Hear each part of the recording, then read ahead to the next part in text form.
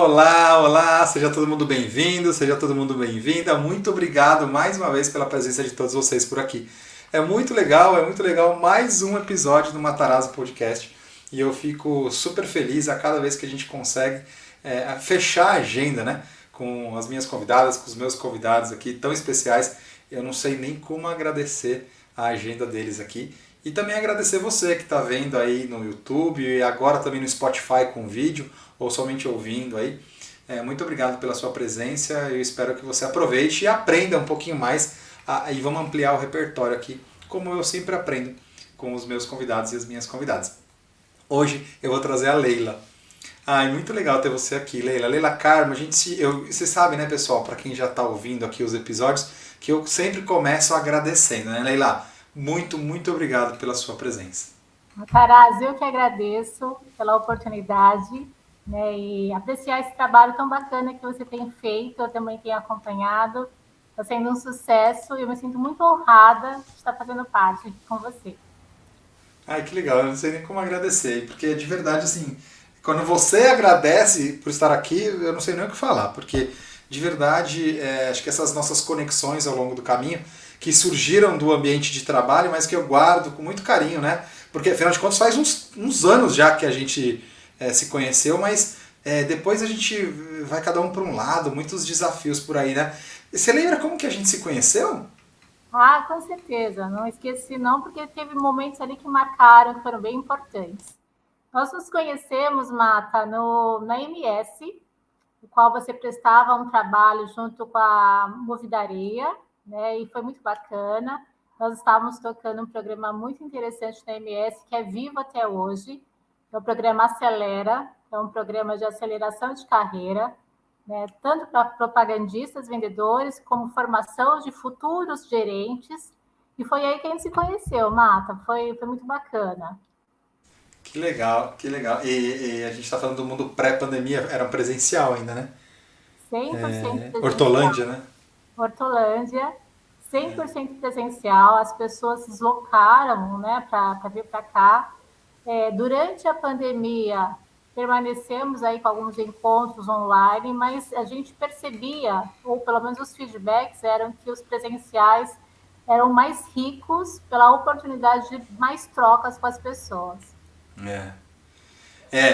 Acho que a gente ainda está descobrindo qual é o modelo ideal, mas hoje em dia eu tenho gostado muito do híbrido, né? Então algumas aulas presenciais, algumas virtuais, principalmente para situações como aquela da EMS que a gente tinha gente distribuída no Brasil inteiro, né? Então o custo de deslocamento ali é Se importante para a formos companhia. olhar para essa questão de custo, sem dúvida, otimiza tanto tempo e recurso, né, É, financeiro. Entretanto, o novo modelo de trabalho, né, híbrido, para treinamentos, tem sido muito interessante. Né? As pessoas se adaptaram, se dispuseram a estar mais trabalhar nesse formato. Isso é é, interessante. é. Não, eu tenho muito carinho para aquele projeto. A gente cuidou com bastante carinho. Fiquei muito feliz pelo convite da Movidaria, né? Mais de um ano, né? Acho que, se eu não me engano, eu fiz uns 3 anos lá. Depois as coisas mudaram também, os projetos vão evoluindo.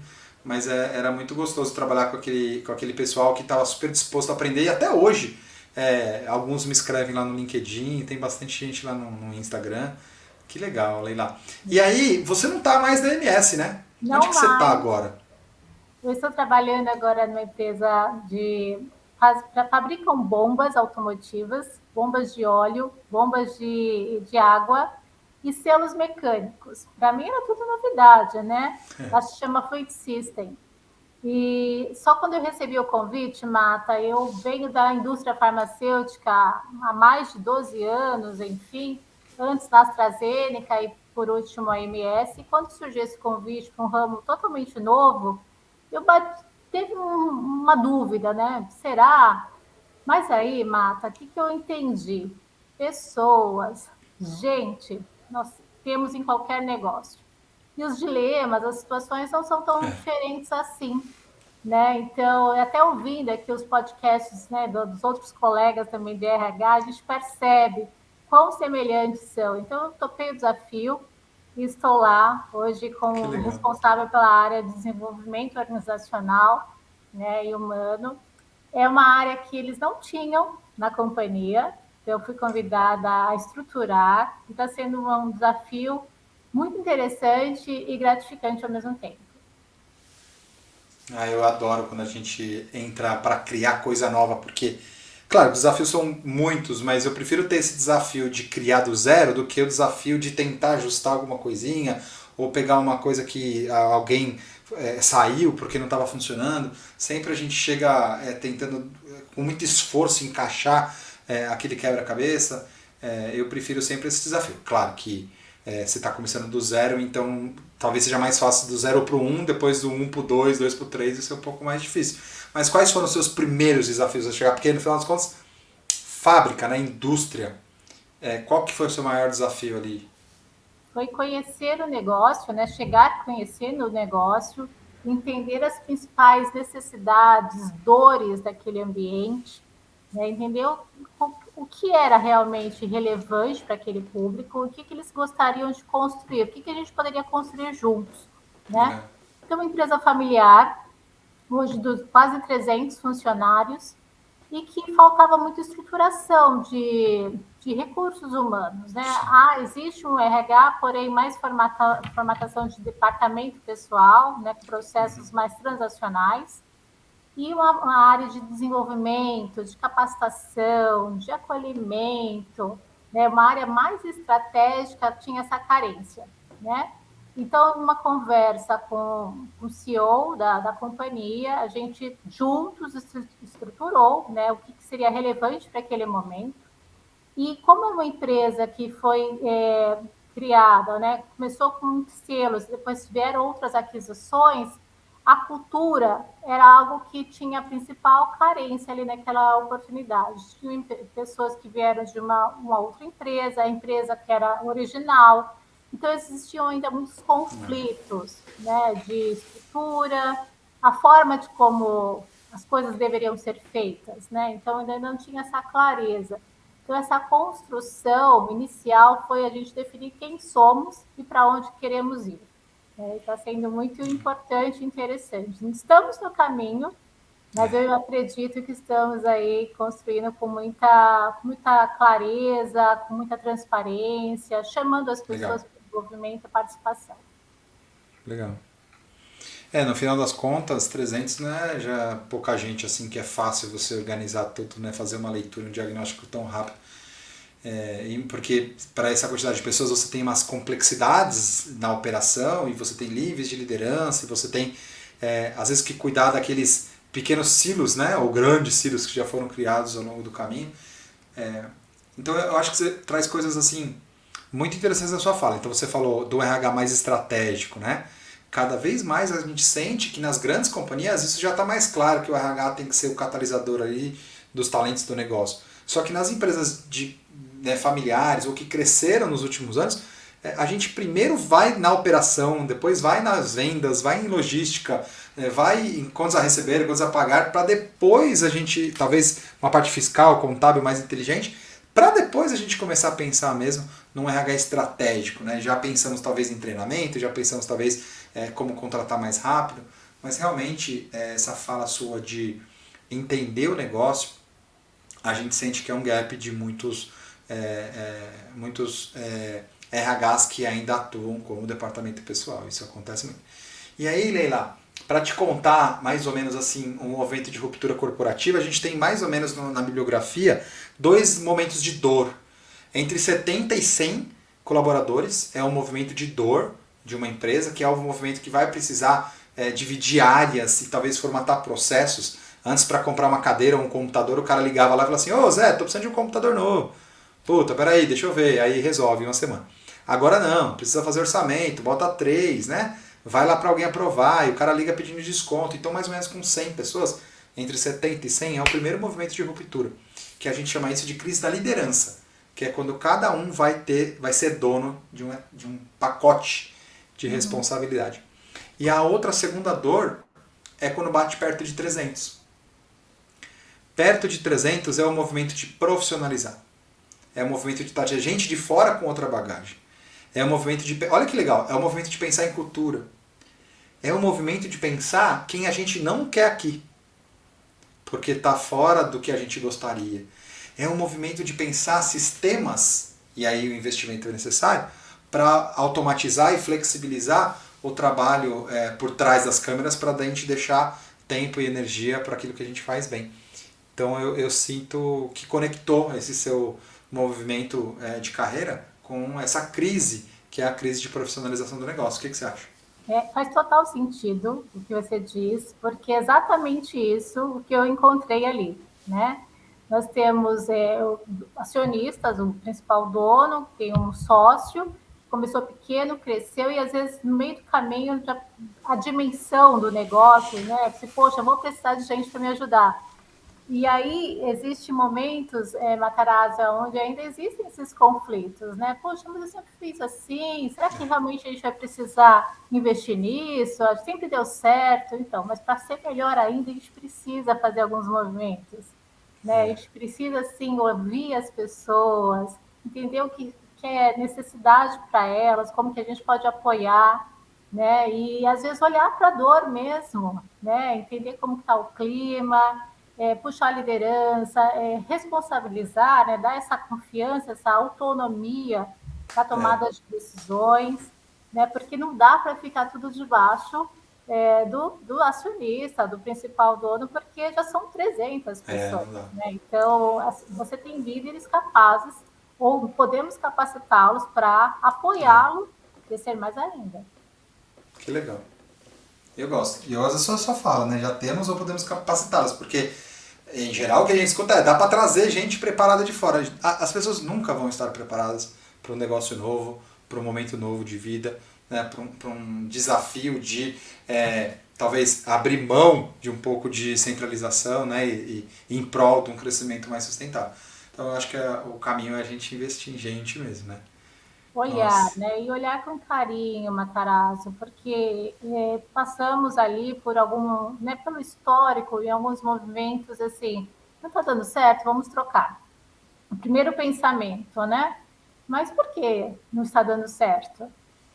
Onde podemos melhorar? O que faltou? Né? E, então, essa profissionalização desse olhar, essa capacitação de pegar na mão, de dar também o tempo para as coisas maturarem, também é fundamental nesse processo. Né? Essa troca instantânea, ela não faz com que você crie uma liderança robusta, uma liderança forte, uma empresa forte. Né? Isso gera também muito desconforto e muita desconfiança, né, para os níveis iniciais na carreira, né, os operacionais. Poxa, por que tanta rotatividade aqui? Então, isso gera muito desconforto, muita desconfiança e, consequentemente, você não constrói ali um time forte que vá na direção que você quer, né, de crescimento. Então, muitas vezes isso acontece, está presente em algumas situações. Então, esse trabalho de convidar para as discussões, né, ter esse RH, ter esse olhar, que está muito próximo das lideranças para entender o que está acontecendo, as principais necessidades, e juntos, né, porque não é um trabalho solitário, é um trabalho construído de time, né? Entender onde podemos melhorar, facilitar, né, e dar condições para que as coisas possam ser melhores por aqui. Então, Que esse tem legal. sido aí o desafio da construção. Que legal. É um desafio. Ô Leila, e você traz na sua fala uma questão aí da rotatividade, do turnover, né? Então, eu não sei bem os que já foram no ar na altura do que a gente está gravando aqui, os podcasts, mas eu acho que um dos que você não viu ainda é o da Juliana, e o da Juliana trabalha numa indústria também, numa indústria de embalagens flexíveis de diadema. E a gente tem visto esse mesmo desafio, né?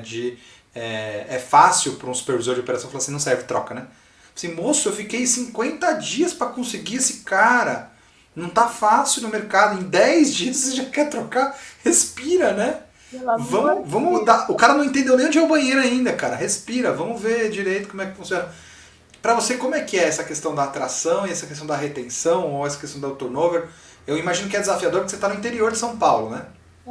Já começamos pela região, né? Então, a Flexsystem, ela fica em Vinhedo, ali no Distrito Industrial. Então, é industrial mesmo, né? Só, enfim, não tem tantas residências próximas, enfim, a questão do transporte, inclusive transporte público, não é tão fácil. Então, só por aí já temos o desafio, né? Mão de obra capacitada, cada vez mais remota, mais difícil de encontrar, né? E às vezes mata as questões também de muitos comportamentos, né? Então, também é uma responsabilidade nossa entender o que precisamos, quem somos, para atrair e buscar as pessoas adequadas e que estejam ali com aderência aos nossos valores, à nossa cultura, né? Uma vez que você contrata no desespero, vamos colocar porque estou precisando de gente, inicialmente, né, já começa com a falta de responsabilidade, né, com aquele profissional, porque você não vai tirar a pessoa, às vezes, de onde ele está, para depois de 3 meses, um prazo de experiência, você demiti-lo, né? E também atrapalha totalmente a sua operação, porque você não constrói nada com um profissional que não está adequado. Então, uma vez que você faça um processo bem feito, mesmo que ele leve um pouco mais de tempo e você consiga trazer a pessoa mais próxima àquilo que você precisa, também dar oportunidade, né, de capacitação desse profissional, porque por mais que tenha experiência, por mais que já tenha vivenciado coisas semelhantes na carreira, aquele é um ambiente novo. É como você falou, às vezes nem sabe onde é o banheiro, né? Então, pegar na mão, em algumas situações, na chegada, esse acolhimento, essa integração e dar o tempo dele mostrar o que ele veio fazer ali é fundamental, esse acompanhamento, né? Não só para os cargos de entrada, mas também para as lideranças, né, que vão chegando, essa oportunidade de se ambientar, de saber como as coisas funcionam, quais são as regras, que políticas estão ali vigentes, para que ele possa desenvolver um bom trabalho e ter essa oportunidade, né, de troca também. Bacana. Que legal. Eu imagino que você tem ali um ambiente de supervisão ou de lideranças de fábrica, né, mais operacional, mas você também tem uma área administrativa ou gente das áreas de suporte, né? Quando a Sim. gente vai para o office, para o escritório, para o suporte, você vê também essa dificuldade de contratação lá na região? Porque imagino que é uma região boa para morar fora do distrito industrial e é uma região que talvez tenha mais concorrência também, justamente porque tem várias indústrias ali do lado. Indo para o administrativo, como é que funciona? Olha, não temos tanta. Assim, hoje a principal carência são nas áreas de produção, né, áreas produtivas. Administrativa, às vezes capacitação técnica, né? Isso você encontra com mais facilidade. Às vezes é uma questão mais comportamental ou cultural, de adaptação ao estilo de trabalho, né? Da Tá. cultura da companhia. Então, o principal desafio na contratação das vagas administrativas é fazer uma boa entrevista de competências, entender o que a pessoa tem de valores para que esteja também aderente aos nossos. Por quê? É uma empresa que tem uma velocidade interessante, né, que ainda estão sendo construídos alguns modos, né, de trabalho, de clareza, de cultura mesmo. Então, essa fluidez ainda não é tão fácil de se encontrar ali. Tá? Então, o que, que o gestor precisa saber? O que, que eu preciso? O que, que eu quero? Que descrição de cargo é essa? Então, quando eu cheguei, por exemplo, a gente não tinha formatado uma política de cargos e salários, né? Não tinha uma tabela salarial. Então, assim, como que a gente sabe quanto que a gente vai pagar para essa pessoa? Então, era sempre em base ao que ele trazia de salário anterior. Isso é muito ruim, porque ali a gente pagava de forma diferente pessoas que faziam as mesmas coisas. Né? Então, esse cuidado, esse carinho de ter um olhar mais estruturado e mais profissionalizado daqueles profissionais é muito importante. Né? Super. Então, isso também está sendo implementado ali. Uma É. política de cargos de salários, uma política onde você consiga entender o valor monetário daquele funcionário, né, para aquele profissional, e que características que ele possa agregar ali também, até pensando em carreira, né, onde ele pode chegar, o que ele tem para entregar, o que a gente tem para oferecer. Então, essa clareza é importante no ato também da contratação. É. Eu fiquei imaginando aqui o quanto fez sentido para mim a você dizer que é cuidar com carinho e com profissionalismo o fato de ter uma tabela salarial, porque quem está ouvindo a gente aqui pode até imaginar, gente, mas isso é tão básico para quem já tem, né? É tão básico para quem já tem estruturado, né? Esses dias eu estava numa aula e eu falei assim pro pessoal, alguém aí toca algum instrumento musical?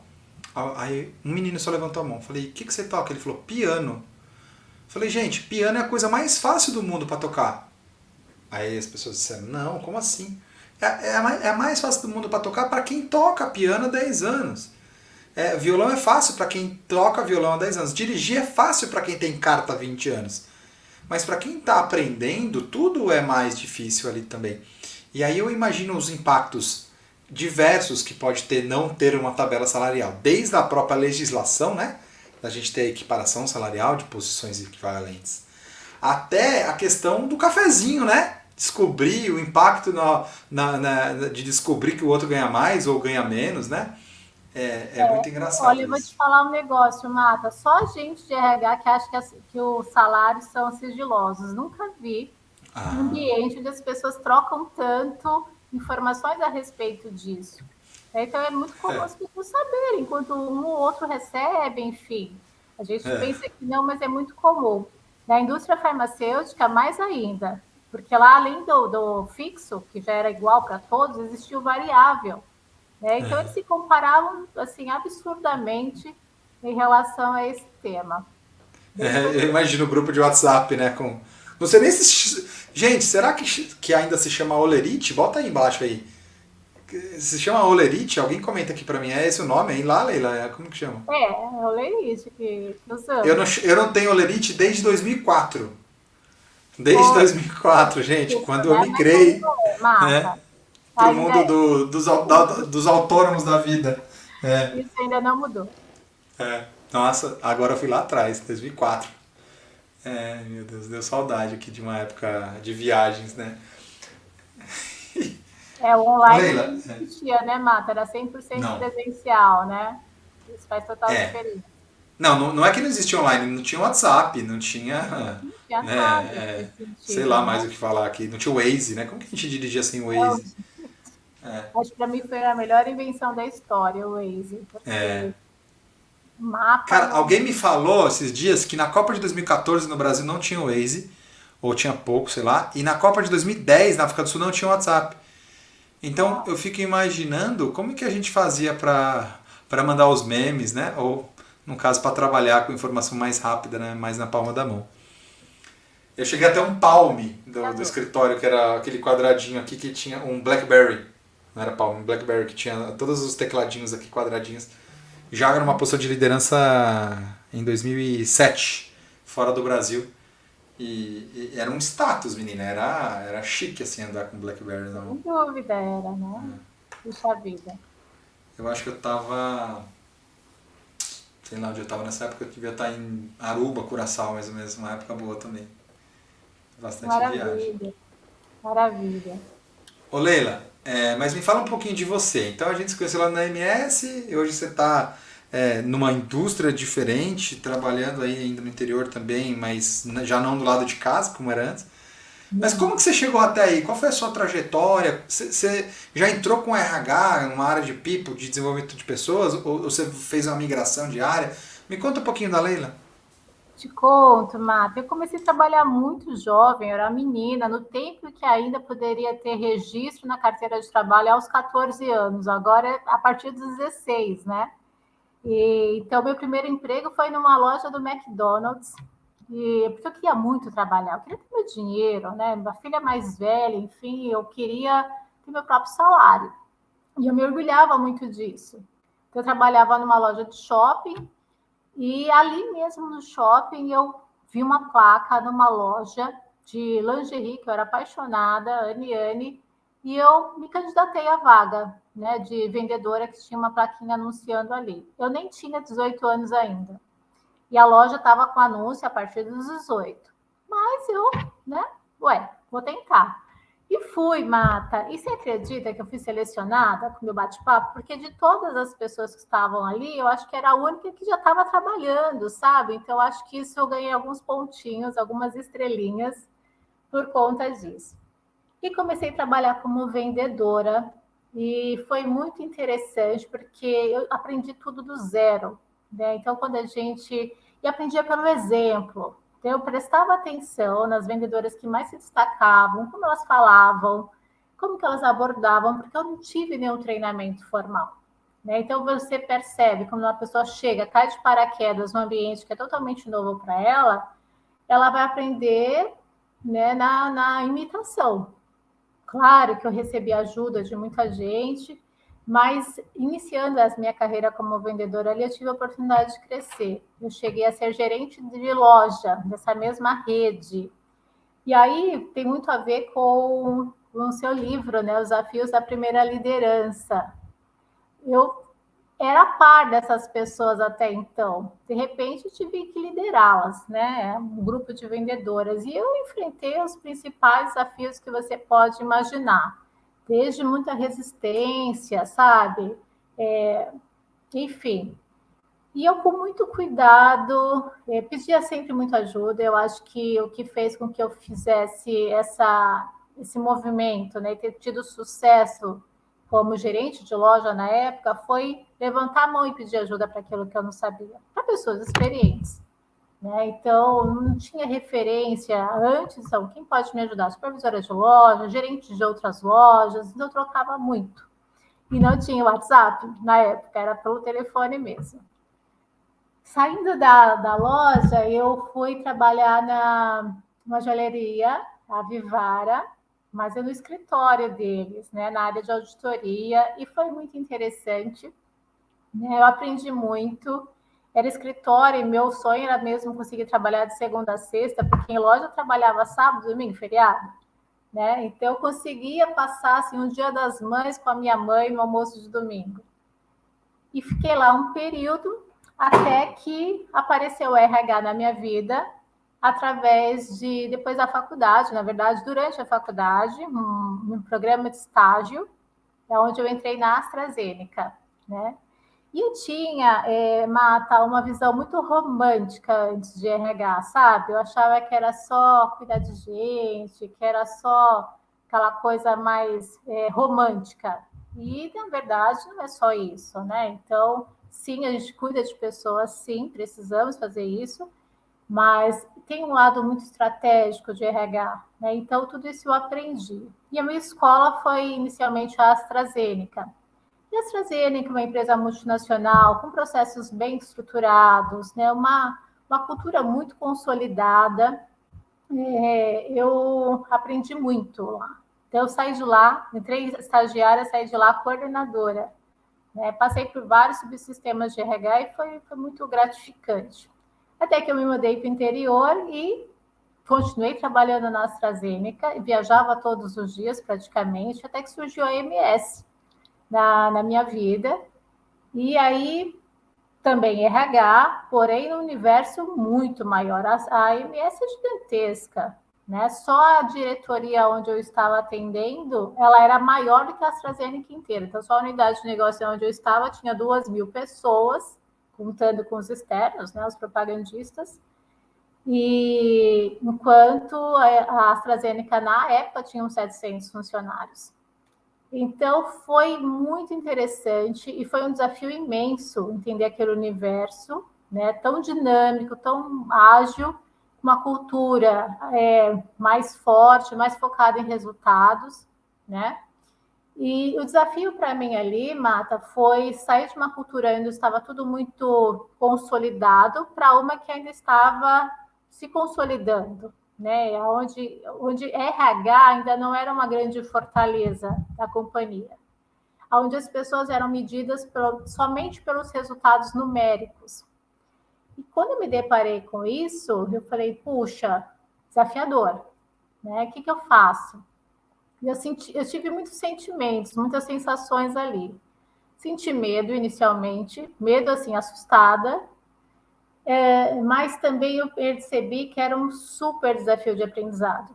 né? Falei assim, eu acho que eu preciso passar por isso, né? Entender essa dinâmica, porque talvez o mercado aí fora seja mais parecido com isso aqui, né? Que eu estou me deparando, do que foi a minha experiência na AstraZeneca, onde estava tudo muito já certinho. E foi fantástico, foram 7 anos ali da minha vida e foi muito gratificante, porque lá foi onde eu realmente consegui trabalhar com programas muito interessantes e nessa construção, que foi aí que a gente se conheceu, né?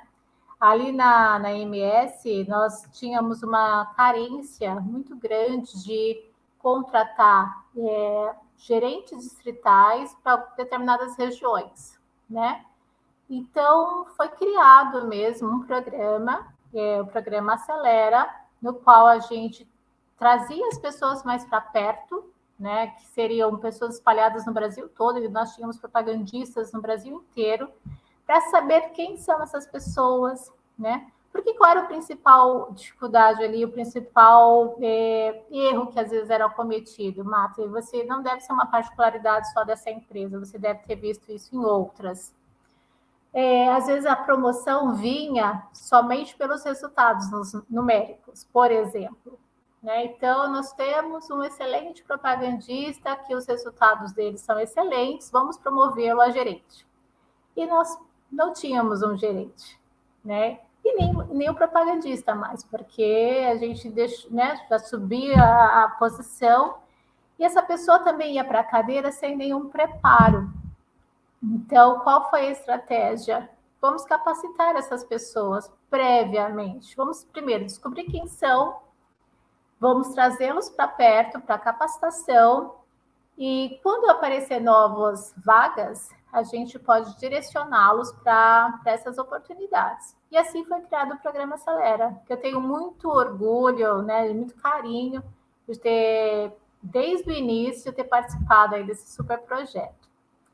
E com isso, Mata, foi ficando cada vez mais robusto, né? Então, começamos com uma acelera propagandista, que era trazer propagandistas que tinham potencial para uma futura liderança, mas também olhar para as pessoas de dentro de casa, que essa talvez fosse a principal dor. Porque a gente sempre busca fora, né? Vamos olhar para as pessoas que estão aqui? E aí traziam essas pessoas, nem sempre essas pessoas eram os melhores resultados numéricos das suas regiões, mas eram as pessoas que tinham mais envolvimento com os pares, né, que faziam coisas diferentes ali na região. E uma coisa que era importante ali era a mobilidade geográfica, né, porque às vezes você tinha pessoas fantásticas em outras regiões mais distantes, mas não tínhamos numa determinada região que tinha carência. Então, essa mobilidade passou a existir dentro desse programa aí.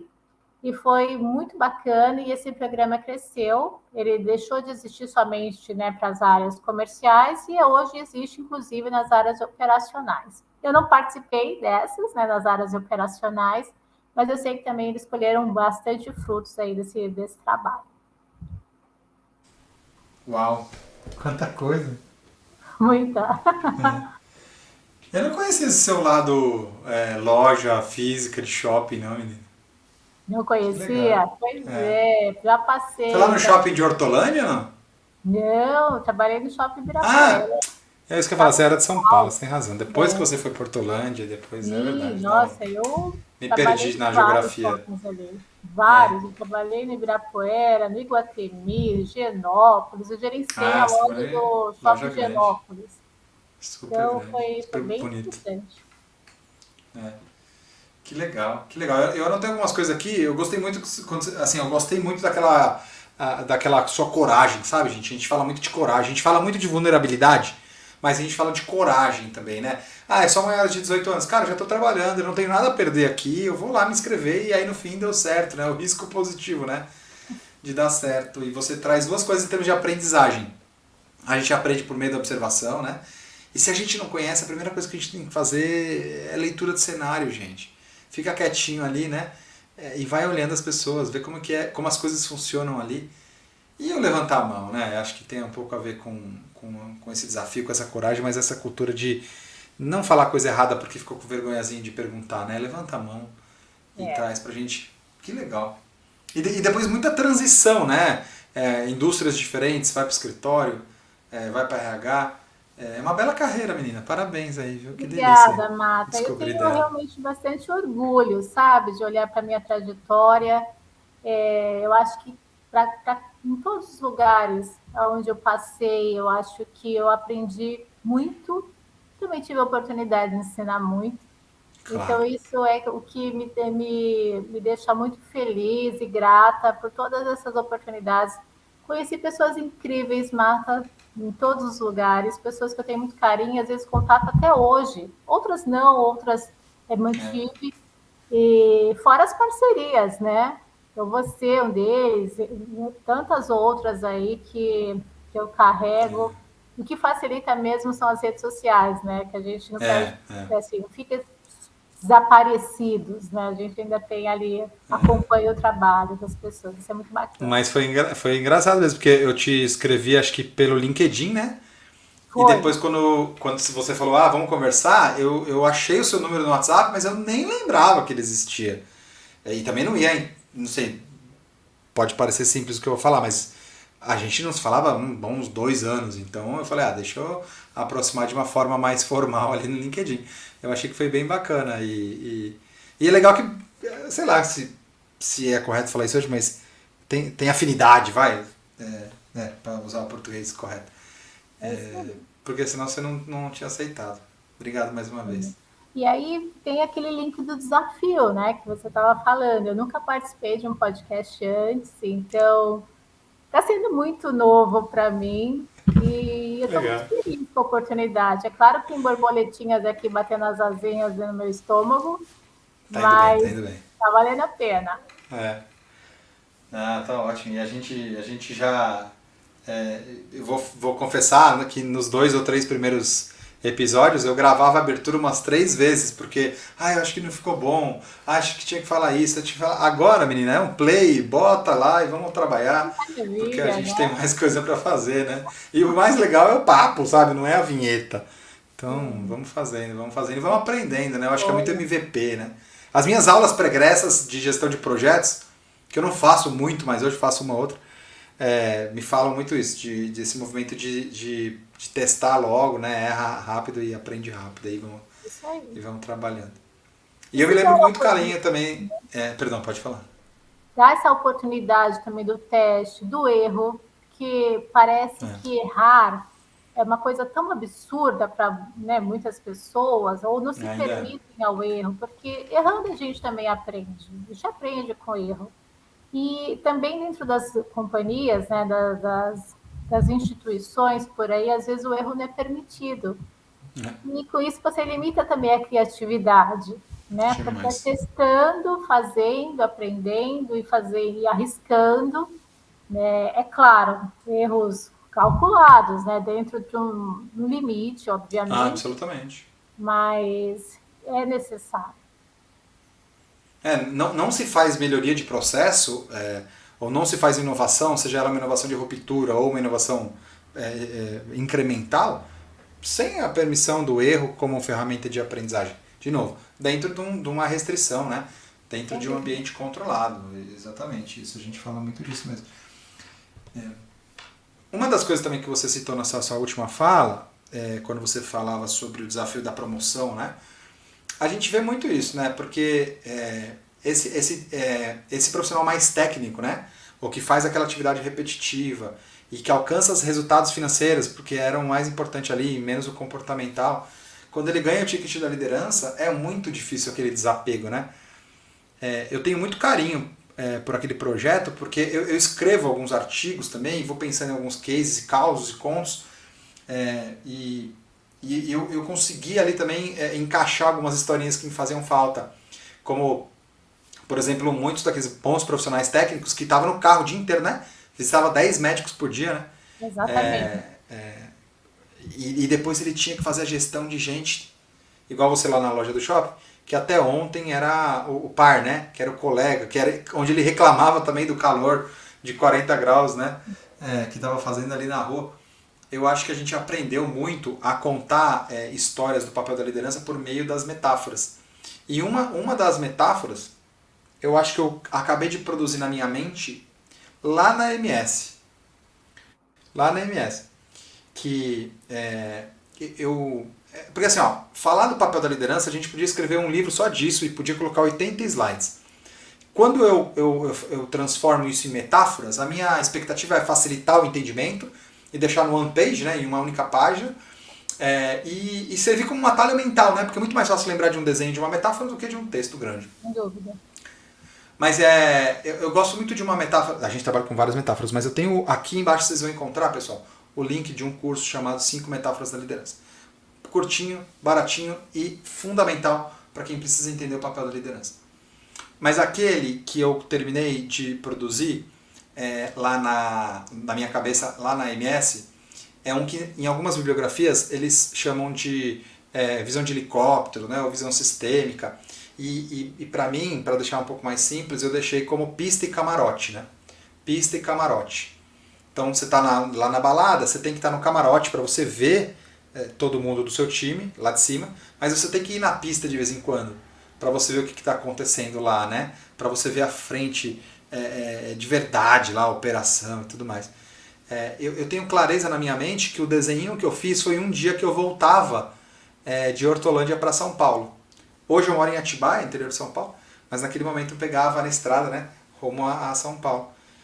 E toda vez que eu repasso essa aula, Leila, eu lembro, cara, da gente lá na MS. Eu gostava muito daquela entrada, do jardinzinho, da fonte ali. Na fonte, Tenho muito carinho. E cartão postal, né? Não tem quem não passe por ali e não tire uma foto. E o mais interessante ali na MS é que nós contratávamos pessoas no Brasil todo e muitas vezes as pessoas não conheciam a matriz. Então era um evento quando a gente conseguia trazer esses profissionais para uma visita, para um treinamento, uma reunião presencial da empresa, porque eles apresentavam essa mesma empresa para os médicos, às vezes, muitas vezes sem conhecer, através de um folder, através de um tablet. Te entendo. Então, outra coisa é você estar lá presencial, pôr os pés, sentir o tamanho, enfim, a dimensão. A forma de comunicação mudava, o brilho nos olhos na hora de transmitir essa mensagem mudava com certeza. Recebi muitos feedbacks a respeito disso. Interessante. Daí a gente volta naquela questão. Tudo bem, o treinamento virtual é mais barato, dá para trazer conteúdo, mas de vez em quando vamos misturar o povo, né? Vamos trazer pro escritório central, para a matriz, sei lá, como a gente quer chamar isso, né? Para holding, pro quartel-general, mas o mais importante ali é a gente permitir essa troca e esse olho no olho, né? Então, hoje, o que eu mais gosto de fazer aqui, quando eu tenho a oportunidade de desenhar os programas de liderança, que a gente tem chamado de Blended, a gente faz um encontro de 2 horas no virtual só para a gente se conhecer, para todo mundo se reconhecer. Aí a gente vai 2 dias, a gente tem tentado colocar isso, é pesado, mas não precisa ser 9 horas de conteúdo. Dá para trabalhar bem, 2 dias no presencial. Depois mais 2 ou 3 encontros aí virtuais de 3 horinhas aí de conteúdo, de amarração. Depois mais um dia lá no final para fechar. Então 5, 6 meses. Esse é o desenho que hoje a gente tem colocado aqui em programas bem bacanas. E eu acho que esse é o ideal. Ainda eu tenho programa só virtual e eu já tenho de novo programa só presencial. Mas esse é o que eu tenho mais gostado ao longo do caminho. Eu acho que não só você, como acho que a grande parte, né, a maioria das pessoas, eu pelo menos quando estou desenhando e buscando parceiros, né, para trabalhos como esse, a gente busca sempre trabalhar dessa forma também, né? Parte presencial, parte online, porque atende às necessidades de todo mundo. A gente também sabe, muitas vezes, que um dia inteiro online a chance de dispersar é muito grande. WhatsApp, mensagens, assim, tiram a gente ali daquela conexão mesmo, né, do tema. Então, acho que é super válido esse formato. Que bacana que você tem trabalhado assim. A gente vai aprendendo, né? A gente aprendeu a trabalhar no virtual também, né? Então hoje a gente entende que depende do público, mas a gente consegue ser assertivo, né? Então, de repente a gente pega um público de linha de produção mesmo, né? De supervisor de primeira liderança de fábrica. É difícil a gente conseguir colocar tudo no computador durante 3 horas e meia, não só porque eles não estão acostumados a ficar ali parado, é porque às vezes não tem estrutura mesmo, sabe? Não tem estrutura. Então outro dia um cliente falou assim, não, a gente dá folga para todo mundo e o cara faz de casa. Eu falei, você sabe se o cara tem internet em casa? Tem que ter.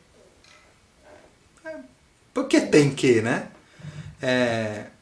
Você sabe se o cara tem um computador em casa? Ah, faz no celular. Puta, não, o cara não vai ficar 3 horas no celular. Eu não consigo jogar um link para ele produzir, para ele preencher, para ele compartilhar. Então, realmente, eu acho que a gente tem um pouco de que olhar para o público, né? Mas tem um pouco ainda também de... Perdoem-me, meus colegas e colegas de área de pessoas, de RH, de people. Ainda tem RH que se preocupa com o indicador burro. O que é o indicador burro? Quantidade de pessoas treinadas, quantidade de horas ministradas, quantidade de treinamentos dados. Cara, isso não muda a vida de ninguém, né? Não é isso que vai garantir o resultado, né, Mati, no final.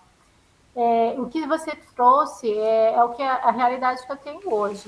Então, assim, linhas de produção, pessoas de fábrica, os treinamentos, eles precisam ter, sim, nesse caso, para a minha realidade que eu vici hoje, eles precisam ser presenciais. Como você disse, nem todo mundo tem a mesma realidade. E ter clareza disso é fundamental. Eu preciso conhecer meu público interno, eu preciso conhecer as necessidades, as carências, as dificuldades deles, e para ver o melhor formato de trabalho que a gente pode oferecer. Né? Então, acho que isso é fundamental. Para uns pode funcionar super bem no online, para outros não é a realidade ali. Então, dessa oportunidade, inclusive de, olha, nós temos essas duas opções, onde você se adequa, também é importante. Né? E é o que eu mais tenho feito ali, conhecer, identificar e juntos construir o melhor formato para oferecer o melhor tipo de trabalho. Eu acho. Eu acho que é isso, acho que é construir coletivamente. E às vezes você falou isso logo no começo, é só ouvir o povo, né? Vem cá, a gente está pensando em fazer isso, isso, isso. Ixi, mas a gente trabalha de madrugada, como é que vai ser, né? A gente ouviu isso recentemente e eu fui dar treinamento da meia-noite às 4 da manhã. Mas você deu treinamento de meia-noite? Eu dei. Mas você aguentou? Cara, é lógico que eu aguentei. Os caras trabalham nesse horário. Se eu vou botar os caras para dar treinamento às 10 da manhã, eles vão dormir. Né? Da meia-noite às 4. A gente pulava o turno a gente pulava de manhã, eu descansava, dava treinamento à tarde, aí descansava, dormia à noite e dava treinamento de manhã. Então a gente pegou os 3 turnos. Em 4 dias, basicamente, a gente matou 4 turmas assim. Quando a gente fala de ouvir e de estar próximo, é justamente tentar conhecer as realidades, né, e oferecer o melhor. E nesse meu trabalho, né, onde eu estou dentro da fábrica, no escritório, mas a fábrica é todo dentro do mesmo polo, é estar dentro da fábrica, é conhecer aquelas pessoas, é conversar. E hoje as pessoas ainda, né, nem todo mundo tem essa habilidade de ouvir. Às vezes já se toma conclusão muito rapidamente por uma fotografia, sem conhecer as realidades. Eu me propus a ter conversas com os operadores ali da fábrica, né? Pincelado um ou outro, para entender um pouquinho mais de clima. E foi fantástico, Matarazzo, porque eu descobri, não só eu, mas eu descobri necessidades que poderiam ser sanadas com uma simples conversa, né? Se tivessem a oportunidade de troca, de ouvir. Um exemplo muito simples era um operador que trabalhava na parte à noite, na madrugada, que foi mudado o turno dele, ele aceitou, né? Ele trabalhava na madrugada e foi mudado para o horário administrativo. E eu conversando com ele, ele falou assim, Leila, eu gosto muito de trabalhar aqui, mas eu estou com uma questão muito difícil pessoal. Eu aceitei a mudança de horário de turno, porque eu sei que a empresa precisa, só que a minha esposa está grávida, ela tem uma questão de risco na gestação, então quando eu trabalhava à noite, durante o dia eu ainda conseguia ajudá-la. Eu conseguia levar nosso filho mais velho para a escola, se ela tinha alguma consulta eu conseguia levá-la sem precisar me ausentar. Então, trabalhando durante o dia está um pouco mais difícil para mim. Eu falei, e você falou isso para sua liderança? Ele falou, não. Então, esse medo, às vezes, esse receio Claro. da comunicação, de achar, poxa, eu não estou disposto a fazer essa mudança. Eu falei, É. você pode, e, aliás, você deve fazer isso. Então, foi uma coisa tão simples, Matarazzo, que rapidamente a gente sanou. Eu voltei para a liderança e conversei, olha, vocês sabiam que aquela função desse operador é X, né? Se conhece um pouco da realidade, ele está passando por essas questões. E no próximo mês eles retornaram a pessoa para o horário noturno. É Legal. uma coisa tão simples. Pois Então, é. ainda tem essa dificuldade de conversar, né? De dialogar e entender a realidade. Então, e eu tenho descoberto coisas muito importantes e provocado essa escuta ativa para, porque uma vez que você se sente acolhido, escutado, você, além de pôr seus pontos, você também vai entender o outro lado e essa Com certeza. troca, né, esse equilíbrio de troca pode existir e fica mais saudável. Eu acredito muito nisso. É dar espaço para a fala e a partir daí a gente consegue desdobrar muita coisa. Eu acho isso É, muito importante, eu acho que é fundamental para a saúde de uma companhia. Para todos os com certeza. relacionamentos, na verdade, né? Dentro da empresa não seria diferente. Leila, mas eu fico imaginando, né?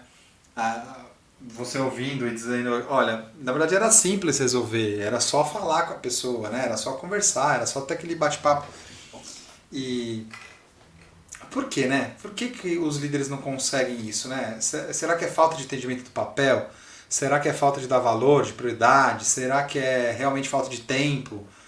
Porque essa é a desculpa básica, né? Ah, não tive tempo, né? Então, o que eu costumo dizer muito aqui, né? Aqui assim, ó. Não existe líder sem agenda de liderança. Então, quando você diz, ah, eu não tenho tempo, eu vou ver assim, quando eu consigo falar com ele, cara, não é papel de líder, né? Não tenho tempo, vou procurar um espacinho para dar um feedback. Cara, feedback não é o extra, é obrigação, né? É tipo meta, né? Não, bater a meta não é o extra. Bater a meta é o combinado, né? Então, fazer esses papos de estar mais próximo é combinado. Mas ele é combinado dependendo da cultura. Ele tá mais claro dependendo da indústria, do segmento onde a pessoa atua. Ele está mais claro quando a gente percebe que essa proximidade faz ganhar mais no resultado final, porque tem muita liderança que ainda é só número. Então eu fico imaginando várias hipóteses de como a gente pode, da minha parte aqui como parceiro e de todos vocês aqui, você aí no RH, como que a gente pode fazer a liderança entender que o papel dela é dar direcionamento técnico, e isso ela faz em geral, e também dar o apoio emocional. Isso a gente não faz em geral. Não, é muito raro. E até esses líderes também, né? Eles talvez muitas vezes também não encontrem esse apoio, né? Ah, Que bom. pelo menos essa realidade, né? Então eu vi isso muito na carreira Faz sentido. Matarazzo, principalmente os executivos um papel mais alto. Às vezes o feedback para eles também falta, né? Esse retorno. Então, eles também precisam ouvir, né, de uma liderança maior, o que também está faltando ali. Porque às vezes é subentendido que, como o cara já chegou naquela É. posição, ele já sabe tudo, ou ele já domina tudo, e não. Né? Então, muitas vezes precisa existir esse processo. E é uma dificuldade muitas vezes imensa, pelo menos pelos lugares que eu já passei, que esse feedback também venha, né, para esses profissionais, que É. também precisam ser atendidos e ter esse desenvolvimento. Faz E sentido. aprender a ouvir e a fazer isso com as suas equipes é fundamental, né? Saber o que levar, como levar, para trazer a equipe com você e não É. assustar todo mundo. Então, isso é um grande desafio ainda das lideranças, em É. todos os níveis. E eu fiquei pensando, porque você acabou citando o livro, né? Desafios da primeira gestão. E aí eu falei muito desse líder de primeira gestão, né? Que ele deveria dar o direcionamento técnico e apoio emocional. E você traz uma variável super importante. Como é que funciona o líder direto dele, né? O líder de líderes também, né? Você sabe que aqui no livro, lá no final, depois dos 3Ds, né, eu coloco um capítulo para falar do papel do líder de líderes no desenvolvimento da primeira liderança. E também o papel do próprio RH, né? Do RH em termos de fazer um onboarding, uma integração propriamente dita e deixar claras as regras do jogo. Mas do papel do líder de líderes, realmente é fundamental para que a pessoa entenda o papel dela como líder de primeiro nível, de primeira gestão, porque se ela tem essa angústia, se não está claro para ela, mas ela também não recebe o feedback duro que tem que receber, o direcionamento técnico que tem que receber, mas também um apoio emocional, fica ainda mais difícil ela descobrir sozinha. Porque ela vai ter que aprender, como a gente falou antes, ela vai ter que aprender por osmose, né? Observando outros, e eu não sei se os outros estão fazendo aquilo que a gente queria que ele fizesse. Exatamente, né? Então, o entorno, como que tá? Tá saudável, não tá? E é aquilo que a gente fala, né? Da cultura. Aqui sempre foi feito assim, assim que funciona, né? Por mais que existam ali valores construídos, indicadores ali que são valores para a companhia, é o que, na verdade, é feito na prática, né? Não o que está escrito, às vezes é só um quadro na parede. Então, o que de fato está sendo praticado, o que é percebido ali? As pessoas têm oportunidade do diálogo, da troca, né? É de forma respeitosa, ele será avaliado somente pelas entregas numéricas, o como tem valor ali, né? Como que isso é valorizado? Então, faz muita diferença. E sim, o papel do RH, né, estratégico também está próximo dessas lideranças e apoiá-los nisso. E até servir como receber, né, acolher esses profissionais, porque assim, com quem que eu troco isso, né? Tem lideranças aflitas às vezes que eu já tive a oportunidade de acolher, de ouvir e dentro das minhas capacidades direcionar e também falar com o líder desse líder, né? Você olha, passou da hora de acolher, de conversar, de dar o feedback, de dar direção, né? A pessoa às vezes é muito boa tecnicamente, mas comportalmente tá deixando a desejar. Como que a gente pode ajudar? Acontece. Né? Então, é um papel muito delicado e importante e necessário, independente do nível. Né? O feedback precisa acontecer. Que legal.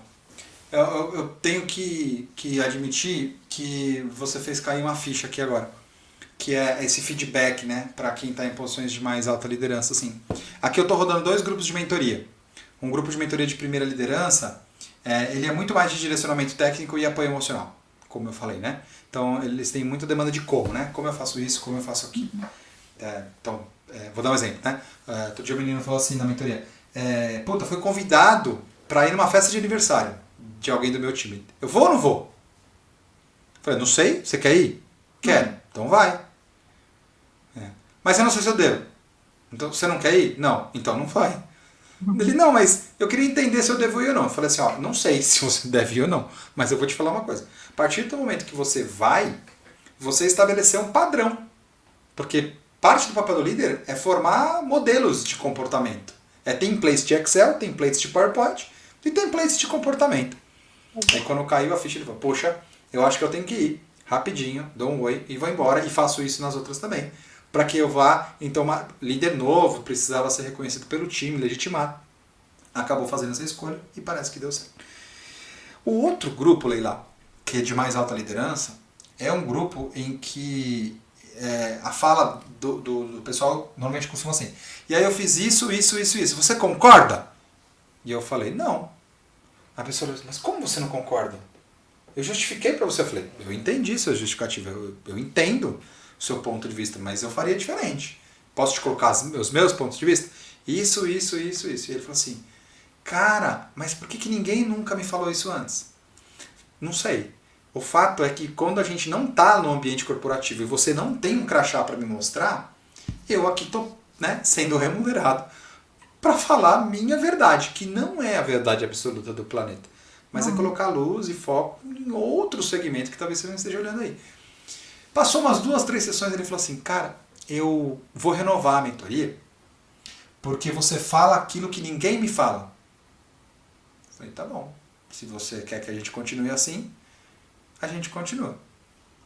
Depois eu perguntei para ele, o que você quer que aconteça no próximo ciclo, então? O que você espera de mim? O que você espera de você? E aí as coisas foram encaixando um pouco mais de forma concreta, porque no primeiro ciclo, ele não confiava em mim. Não me conhecia tão bem, não sabia até onde ele podia ir. Então os desafios eram desafios muito assim, puta, eu tô com uma vaga, não consigo fechar. Você não tem alguém para me indicar? Coisas mais rasas, né? Nada na Rasa! superfície, é. Ele pode falar isso pra qualquer um. Agora não. Agora o negócio é mais parrudo, sabe assim? Cara, quero gritar. Preciso de uma solução. Falei, pega o carro, vai na BR, grita e volta. Ô, Não precisa Marta, gritar na frente de todo mundo. Mas isso que você tem está como achar uma dizendo, ele é solução. muito interessante, porque dependendo desse nível maior, existe uma dificuldade maior de mostrar essa vulnerabilidade, né? De mostrar o quão, às vezes, você pode estar fragilizado com alguma questão, É. ou de essa dificuldade de pedir ajuda, né? De se mostrar É. mais humilde, porque, assim, olha, isso aqui eu realmente preciso ouvir uma É. opinião diferente da minha, né? E ter a Demorei humildade 10 para sessões. isso. 10 sessões, 5 meses. Para ele poder levantar a mão e falar o que ele Exato, queria. então eu percebo muito isso. Então, existe em determinados níveis, eu sei, poxa, se eu cheguei até aqui dessa forma, eu mostrar alguma fragilidade nesse momento, ou me mostrar vulnerável, vão achar que eu sou fraco, né? É. Então, e pelo contrário, você está ampliando a sua visão para um outro olhar, uma outra É. forma de ver de um outro ângulo, né? Com uma outra É. percepção.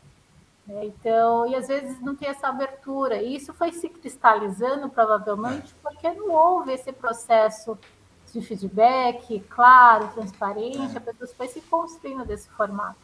E a cultura era uma cultura de punição quando se mostrava muito frágil, né? Ou até de bullying. Então eu sentia que ele foi me testando. O que esse cara vai reportar para o RH? E eu falava, eu só reporto presença. Eu só reporto presença. Então, até a gente construir essa confiança, né, e cai a máscara da harmonia artificial, é um processo de 4, 5 meses pra gente aqui. Gostei dessa fala, harmonia artificial. É, Claro que na minha chegada ali, né, nessa nova empresa, eu experimentei muito disso. Né? Se está tudo bem, não tenho nada para é, crítico para dizer. é. E só que O na que eu vou prática falar pra menina do RH? Nada. né? Ainda tem isso, né, menina? E é curioso que lá, por ser uma empresa, né, metalúrgica, enfim, o perfil masculino é muito forte. Eu sou a única mulher na liderança ali, né, dentro do grupo de executivos. Então, essa resistência também tive que quebrar, né, essa Do entrada próprio grupo, né? Do do próprio grupo. próprio grupo e de ser aceita como uma igual. Né? Então, essa barreira inicial eu senti, né? Ou assim, ou aquele olhar às vezes com inferioridade, né? A moça do RH. É, Né? Ou a voz não saía, assim, não era ouvida. E foi te muito entendo. interessante que nós participamos, uma curiosidade, para mostrar esse lado.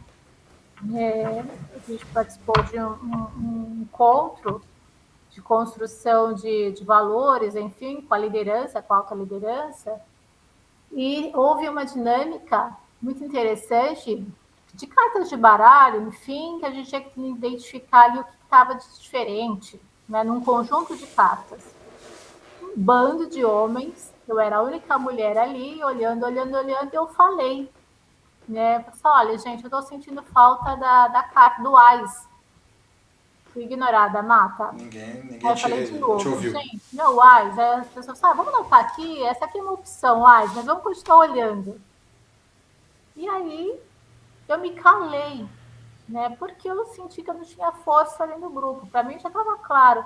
Mas foi tão interessante, que também até trabalhei depois com a minha terapeuta, esse ponto, assim, por que eu me calei se eu tinha certeza, né? Poderia ter É, batido a mão na mesa e gritado, gente, é o AIS e pronto, e já levantado, falando o que estava faltando.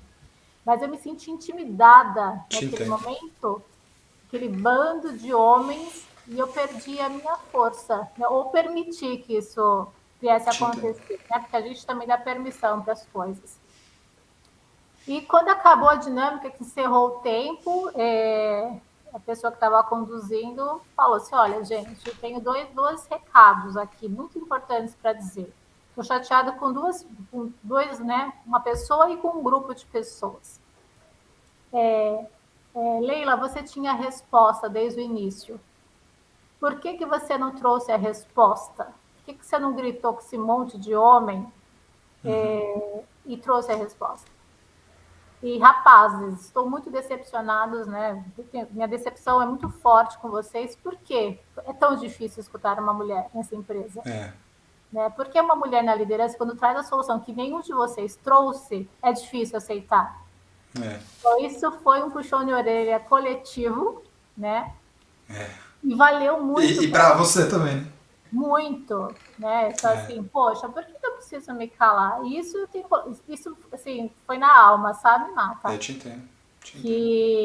Porque para mim foi um chacoalhão, porque realmente eu me calei. Então, Sim. Hoje, nas reuniões, conforme elas se apresentam situações semelhantes de trabalho, né? Eu falei assim, olha, gente, é isso, eu estou vendo isso aqui, né? E me faço ouvir, né? Não com grosseria, mas trazendo os argumentos e puxo atenção. Só, olha, lembra do jogo, das cartas? A mesma coisa está acontecendo agora. Tem que ficar relembrando, né? Mas aos poucos eu tenho conquistado também esse espaço, né, num ambiente muito masculino. Essa entrada está sendo interessante ao ponto de o próprio dono falou assim, eu quero mais mulheres na liderança nessa empresa. Isso eu acho que é fundamental. Acho que é fundamental. E a gente tem trabalhado com muitos projetos aqui de inclusão e diversidade, né? De todos as caixinhas de inclusão e diversidade que a gente pode trabalhar. E talvez a mais fácil da gente entender é uma meta mais clara de mulheres na liderança mesmo. Mas todas as outras a gente tem trabalhado muito com isso, né? E pra gente já tá claro, Leila, que no final de uma curva de aprendizagem, um time com diversidade produz mais. E no final das contas é isso que o cara lá de cima quer. Melhor resultado, melhor produção, melhor número, melhor venda, etc. Melhor rentabilidade.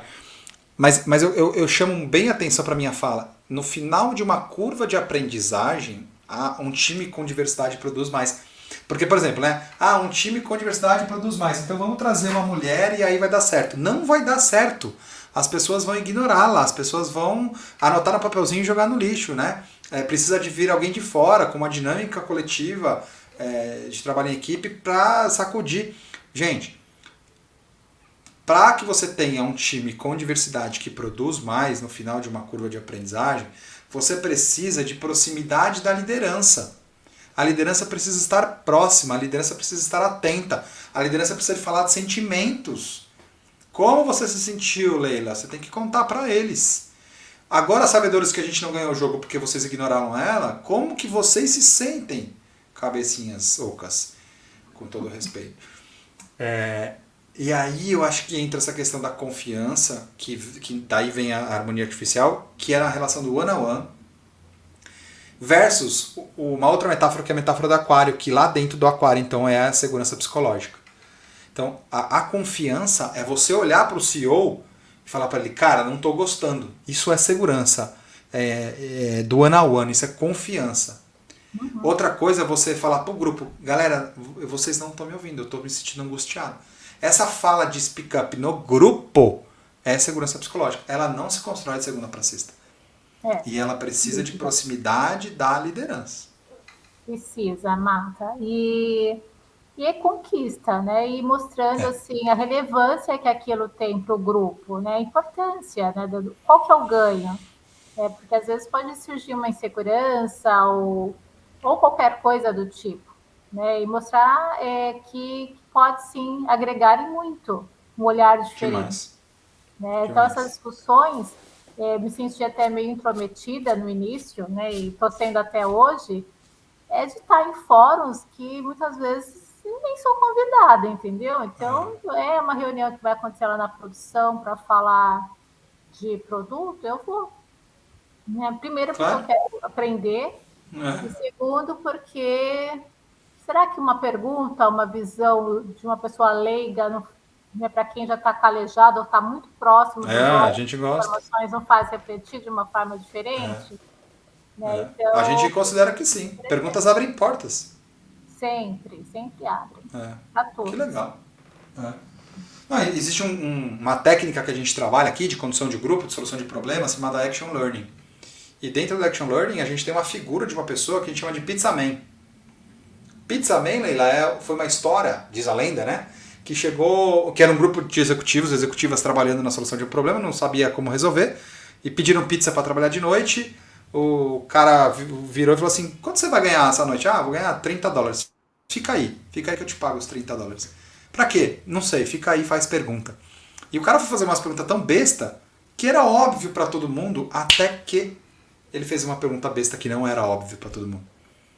Então essa figura do Pizza Man é trazer alguém de propósito, de fora da área técnica, para dar um oxigênio aí, um refresh nesse pensamento. Existe uma técnica para isso. Continue.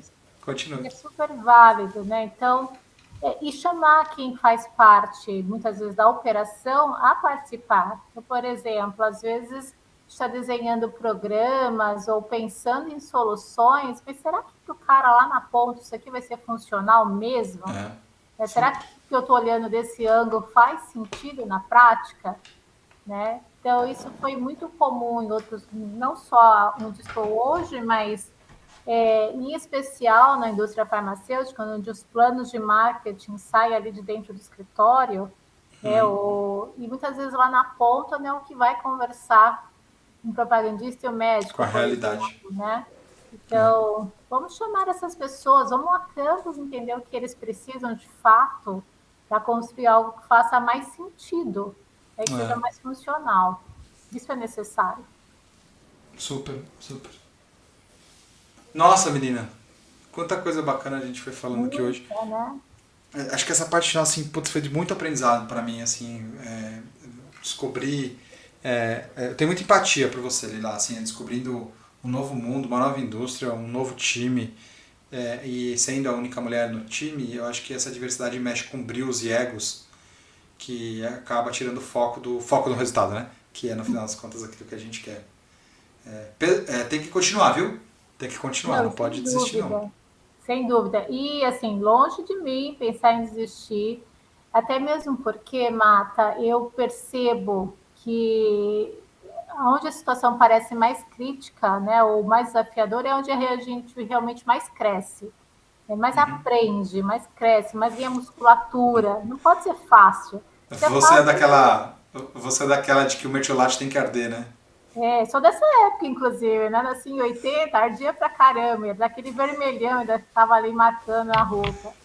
Verdade. Sim, mas claro que não precisa ser rádio o tempo todo, né? É. Mas eu acho que não nos desafia, não faz com que a gente cresça. Então, é gostoso. No final das contas, quando você olha para trás, assim, caramba, eu superei esse obstáculo, eu cresci, eu aprendi coisa nova. Que Hoje legal. mesmo, eu sentei do lado do par meu, um PMO, o cara é fantástico, inteligentíssimo, Thiago. E eu pedi ajuda, ele estava me ensinando a fazer um projeto, assim, Thiago, como é que você organiza o seu dia, as suas coisas, seus projetos? Minha cabeça é mais zoneada, né? Mais organizada, eu penso muita coisa, eu não consigo, às vezes, formatar, me ajuda. Então, até hoje, Mata, essa humildade, pedir ajuda, e falar assim, cara, olha que bacana, eu aprendi mais. E eu não aprendi só do projeto, eu aprendi sobre o Tiago, que eu acho que foi o mais legal. Né? Eu aprendi mais sobre ele, sobre enquanto a gente trabalhava, a gente ia conversando, ele foi me falando das experiências que ele já viveu, onde que ele aprendeu, que escolas, em que Que países que ele legal. passou, que ele viu a forma de trabalho dos alemães, dos franceses, e Leila, aí eu vi que funciona, então eu coloquei isso para minha vida, eu falei, cara, me ajuda, então me ensina que eu também quero isso para mim. Né? Então, e eu faço uma questão de contar aqui que eu acho bacana, toda noite antes de dormir, eu não só converso, né, a gente faz aqui com os meus filhos um momento da gratidão, que a gente para falar assim, pelo que somos gratos no dia de hoje. Gosto. E fazemos, assim, é o nosso ritual. E eu, como eles estão em férias, como eu te contei, né, lá na casa da avó, eu tenho feito isso sozinha. Então, essas coisinhas, Mata, vão para o potinho da gratidão, né? Essa conversa com o Thiago, Essa troca que eu estou tendo aqui com você, que está sendo fantástica, claro que vai para o potinho da gratidão, e eu acho que quando a gente consegue reconhecer também essas trocas, o valor que isso tem, isso nos torna pessoas melhores. E quando a gente está bem, a gente tem condição de oferecer o nosso melhor É, também para os que outros. legal. Né? Então, eu acho isso fundamental. Né? E Fico lá na feliz. empresa, mesmo que o ambiente seja extremamente masculino, mais engenheiros, produção, não sei o quê, gente, vamos começar a reunir algum momento aqui de inspiração? Ou posso fazer com uma leiturinha de uma coisa? Vamos fazer um momento assim, respirar e soltar o ar? Ele já sabe que é tão tenso, tão dinâmico. Vamos começar o dia assim? Então, são sementinhas, mata, Que aqui, legal, meu. colocadas ali para ver se alguma coisa nova nasce, né? Surge. Para alguns pode ser super legal, para outros é perda de tempo. Mas é diferente. É Se sair do permitir, comum, eu acho que tem que se permitir. Quando a gente se permite coisas novas, sem dúvida. a gente vai aprendendo mesmo. Ô Leila, você sabe que às vezes eu fecho dizendo assim, qual mensagem que você pode deixar, uma dica, um caminho. Nossa, eu não vou fazer isso com você. Porque você acabou de trazer a pérola do dia, você acabou de Nem, trazer. poxa, sem querer. Eu acabei de ganhar o nome para o movimento final da noite com as crianças aqui. O nosso momento de gratidão. Eu gostei demais. Tenho certeza que você vai pro meu potinho de gratidão aqui, pela Que sua maravilha. disponibilidade, carinho aí com a gente. Eu digo mesmo. Não vou nem Tudo pedir para você pensar aqui mensagem final, porque essa mensagem foi a mais bacana aí que a gente teve aqui no podcast, pensando que é, gratidão ela uma forma de reenergizar a gente, né? É melhor para quem, quando a gente exprime gratidão, a gente se energiza mais do que o outro que recebe. Então a minha gratidão por você ter aceito o convite aqui. a minha também é recíproca e estou muito feliz, Mata. E claro que você vai para o meu potinho da gratidão, já está, sem dúvida. E muito feliz por ter participado aqui com você. E eu Que desejo legal. muito sucesso, que essa seja uma sementinha para florescer muitas coisas aí, que seus projetos sejam de excelência Que e legal. que muitas outras pessoas venham te acompanhar e colher, né, desses frutos tão bacanas aqui. Fico feliz. Obrigado. Eu tô muito feliz com. Os resultados são consequências. Eu sempre acredito que resultado é consequência. Estou Concordo. muito feliz com a repercussão, estou muito feliz com os convites que o pessoal tem aceito, né? Você também. Estou feliz com os feedbacks, né? A gente veio melhorando. Então a gente está super à disposição. Obrigado, Leila. Obrigado por tudo aí. Excelente, eu que agradeço. Gente, que legal. Então, além da minha gratidão para a Leila aqui, eu queria agradecer a você que está aí até agora, seja na plataforma do YouTube, seja no Spotify ou em alguma outra plataforma de podcast. A minha eterna gratidão a você que está ouvindo a gente. Eu acho que eu não gosto muito daqueles recados paroquiais, né? Curta, compartilhe, siga, aperta o botãozinho aí, o sininho, sei lá onde que você vai estar aí agora.